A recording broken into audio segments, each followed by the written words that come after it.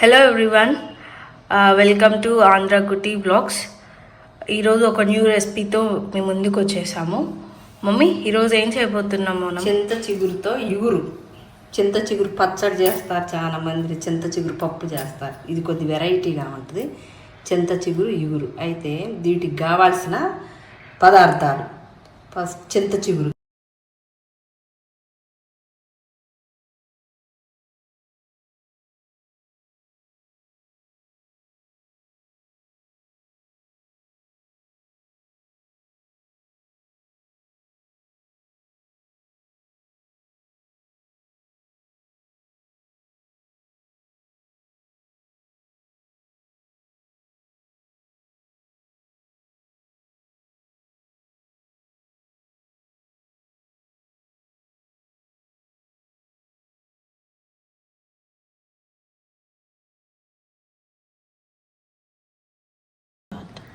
చింత చిగురు ఇగురు.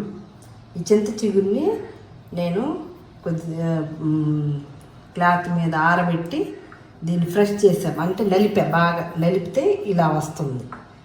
ఒక కప్పు చింత చిగురు, దానికి ఆనియన్స్, పెద్ద ఉల్లిగడ్డలు 2 కానీ 3 కానీ తీసుకోవచ్చు ఉల్లిగడ్డలు. తర్వాత తగినంత కారం, తగినంత పసుపు, తగినంత ఉప్పు, నూనె, పోపు దినుసులు.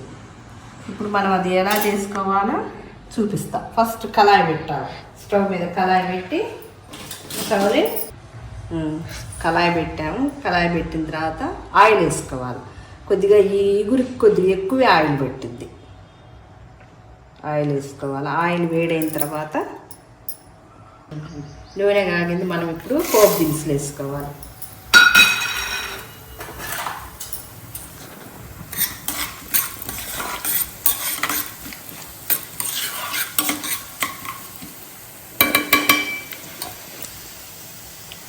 తర్వాత ఇప్పుడు మనం ఉల్లిగడ్డలు వేసుకోవాలి దీంట్లో.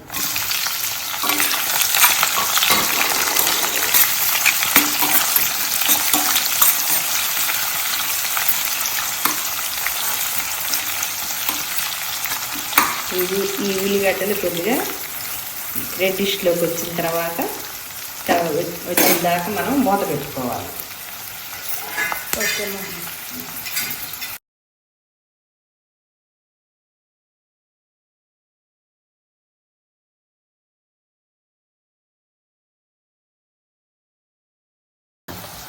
ఈ ఉల్లిగడ్డలు బ్రౌనిష్ వచ్చేంత వరకు మనం స్టవ్ మీదనే ఉంచుకోవాలి. అప్పటి వరకు మనం మూత పెట్టుకొని ఉంచుకుందాం. మూత తీసి చూద్దాం. ఇలా బ్రౌనిష్ కలర్లోకి వచ్చింది. ఇప్పుడు మనం దీంట్లో చింత చిగురు వేసుకుందాం.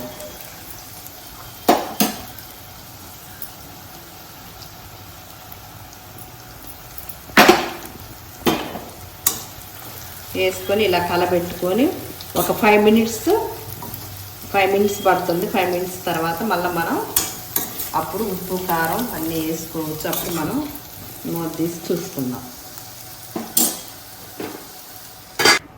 మూత తీసి మనం చూద్దాం. ఇప్పుడు మనం ఉప్పు కారం ఇవన్నీ వేసుకుందాం. సాంబార్ పొడి, తర్వాత కారం, తర్వాత ఉప్పు ఇవన్నీ వేసుకొని కలబెట్టుకున్నాం.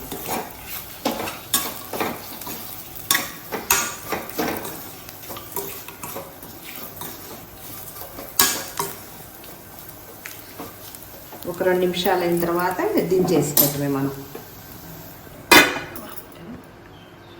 మూత తీసి చూద్దాం.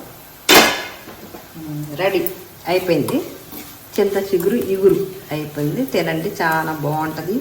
సమ్మర్లో ఎక్కువగా చింత చిగురు దొరికిద్ది కాబట్టి తీసుకొని మీరు కూడా చేసుకోండి కర్రీ. ఈరోజు మా ఇంట్లో స్పెషల్స్ అయితే చింత చిగురు ఇగురు అండ్ దోసకాయ పప్పు.